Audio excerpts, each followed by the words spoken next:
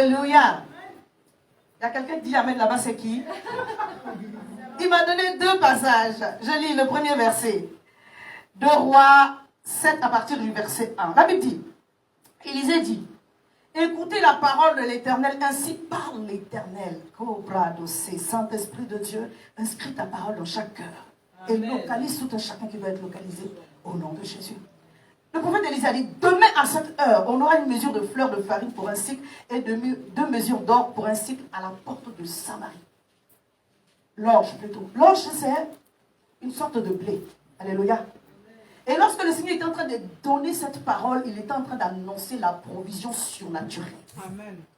Dieu est venu pour annoncer une provision surnaturelle. Amen. Je ne sais pas ce que tu attends de la part du Seigneur pour toi ou pour ta maison, pour ton compte en banque, mais Dieu dit, il y aura une provision surnaturelle.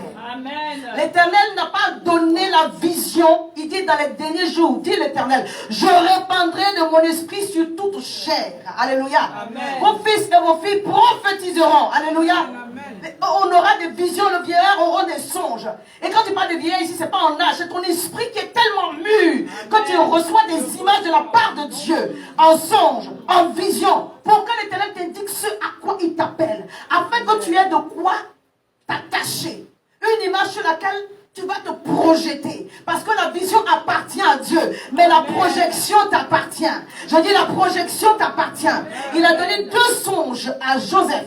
Afin qu'il sache se projeter. Jusqu'à voir la gloire de Dieu se manifester. Amen. Et à un moment donné, tu dois rester focus. Il y a trop de choses qui nous distraient. Alors quand tu as la vision de Dieu, tu sais te projeter. Pour ne pas que ce qui est autour de toi te distrait. Parce que le monde est là pour te distraire. Mais je viens dire à une personne, ne sois pas distrait. Parce que tu as entendu, parce que tes sens sont en train de manifester. Ne sois pas distrait. Dieu veut te délivrer et il a déjà fait. Alors reçois la délivrance, reçois la visitation de Dieu. Ne sois pas distrait. Amen, amen, amen. Mais que l'Éternel te donne au-delà de ce qu'il m'a donné, des visions et des songes cette semaine. Que le prophétique soit restauré. Dis Seigneur, libère, restaure, guéris mes canaux spirituels. Amen bien. Amen. Alléluia. Dieu dit, j'envoie dans ton compte, Marebro Shaba, la provision surnaturelle. J'envoie à mission restauration, la provision surnaturelle. J'envoie sur ta maison, la provision surnaturelle. Pourquoi? Parce qu'au-delà de ce qu'il veut te bénir, il veut faire quelque chose. Et c'est là qu'on va lire le deuxième, alléluia, passage. Genèse 37, versets 7 à 8. La Bible dit, le prophète a prophétisé une mesure de farine, une mesure d'orge. Alléluia. Il a prophétisé. Il n'a pas dit il y aura beaucoup. Il a dit une mesure. Mais dans la mesure de Dieu, c'était l'abondance. Alléluia. Et dans le passage de Genèse 37, Genèse 37, versets 7 à 8, je lis le passage concernant Joseph. Il dit, nous étions alliés des gerbes au milieu des champs. Et voici ma gerbe se leva et se tint debout. Dit, ma gerbe se lève et se tient debout.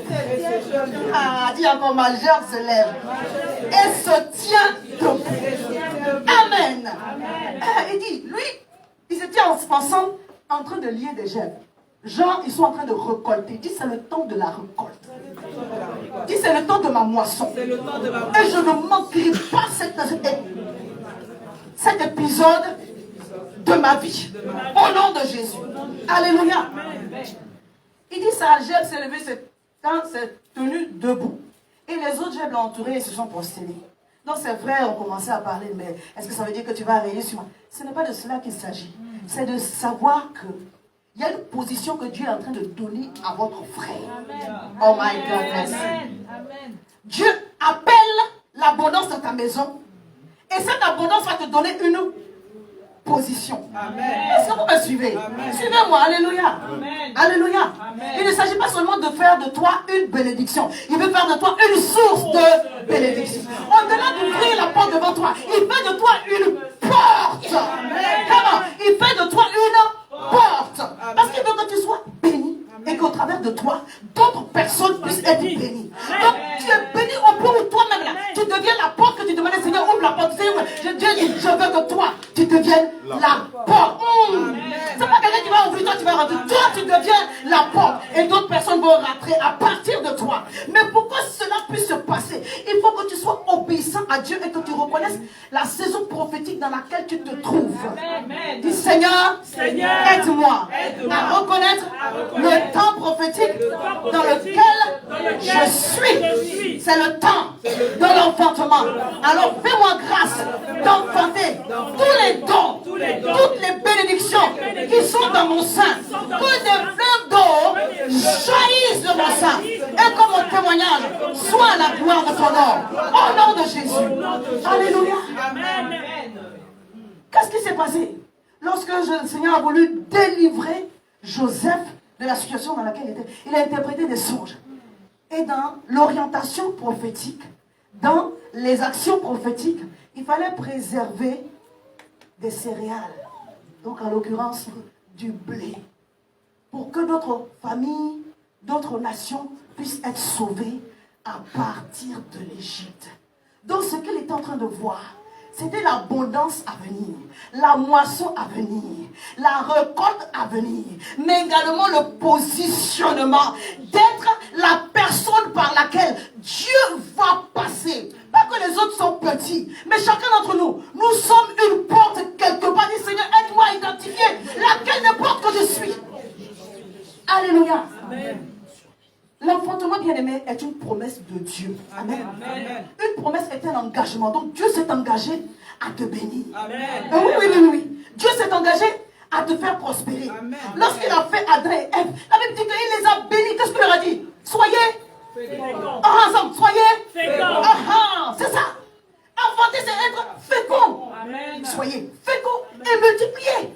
C'est une promesse qu'il a faite depuis le temps des temps. Quand il a fait le premier homme, cette bénédiction originale, nous l'avons aussi par héritage. La même façon que Adam et Ève ont péché, on a eu la malédiction par héritage. Nous avons aussi la bénédiction par héritage. Alléluia. Gloire soit rendue à l'éternel. La bénédiction n'est plus éternelle pour nous. La malédiction plutôt n'est plus éternelle pour nous. Alléluia. La malédiction n'est plus éternelle pour nous. Nous avons la grâce au travers du moyen de Jésus, du plan de rédemption, de sortir de la malédiction. Alléluia. Parce qu'il a été pendu au bois. Maudit quiconque est pendu au bois pour que toi et moi, nous puissions recevoir la bénédiction.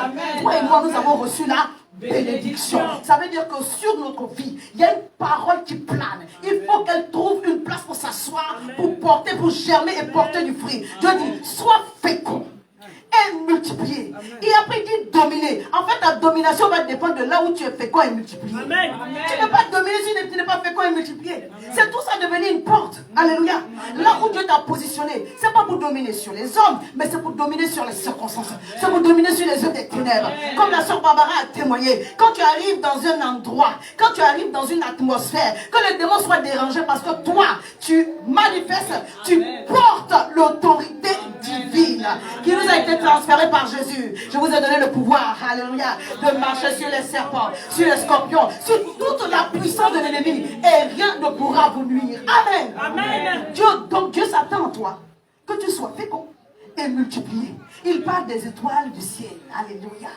C'est pas une petite multiplication. Amen. Amen. Il parle de la poussière de la terre. N'est-ce pas? Et toi tu dis, Seigneur, donne-moi seulement un. Sarah a dit, toi tu me parles des étoiles du ciel, de la poussière de la terre. Mais si je pouvais seulement avoir un, donne-moi seulement le un là. Après on va voir toute l'abondance dont tu parles derrière. Mais en réalité, pourquoi le un est combattu? Parce que ton un a barré ton sac. Ton un porte la grandeur de Dieu. Ton un est la semence de la multiplication de l'exponentiel de Dieu. Donc quand l'ennemi voit ça, vous savez, l'ennemi connaît les signes annonciateurs. Quand il voit ça, il dit non, il faut que j'attaque fort là-bas. Mais c'est toi aussi, à ce moment-là, tu dis non, il faut que je me lève. Parce que ce sont les signes qui m'indiquent que je me tiens à la porte d'une grande porte de bénédiction et de grâce. Alors je ne vais pas lâcher l'affaire. Si je suis fatigué de l'autre côté, je vais carburer encore dans ma relation avec le Seigneur. Alléluia. Amen. On n'a pas entendu parler de l'offrande d'Adam ni de l'offrande de Ève, mais on a entendu parler de l'offrande de Abel. Ça veut dire que toi qui portes la grandeur, tu seras attaqué. Mais oh, bien-aimé, sois rassuré. Tu ne vas pas mourir. Alléluia. Parce que l'Éternel va te préserver pour que ton témoignage donne un sens à l'humanité. Il y a quelque chose qui doit être dit au travers de ta vie. Au-delà de tenir le micro, ta vie doit être une prédication à la gloire de Dieu. Ta vie doit devenir un enseignement. Ta vie doit dire aux gens, Dieu est bon, il est fort, il existe, il n'est pas mort. Jésus encore vivant. Alléluia. Aujourd'hui, demain, alléluia, éternellement, hier, il est encore au contrôle. Et si tu lui laisses vraiment la place dans ta vie, tu verras sa gloire se manifester. Amen. Je vais juste vous rappeler quelques signes qu'on a vus et on va continuer dans notre message. Dieu dit, au temps de l'enfantement, il y a une grande lassitude. Dis, Seigneur, ne me laisse pas être fatigué. Quand la femme est prête d'accoucher, les forces même viennent à lui manquer. On dit, non, non, pousse encore, pousse encore, pousse encore. Maman Grâce, elle dit à ça, pousse encore. Tous les gens qui sont autour, là, qui sont permis dans la chambre, c'est pour lui donner juste l'encouragement. Quelle est la force de pousser? Si tu te sens dans une grande fatigue, bien aimé, le Seigneur n'est pas là pour t'abandonner. Au contraire, il te tient la main. Sa parole déclare Psaume 29, verset 9. Alléluia. Ma fille, pour le verset, collaboration et modèle. Alléluia. Amen. Quand l'Éternel parle, au son de la voix de l'Éternel, la biche en forme. Alléluia.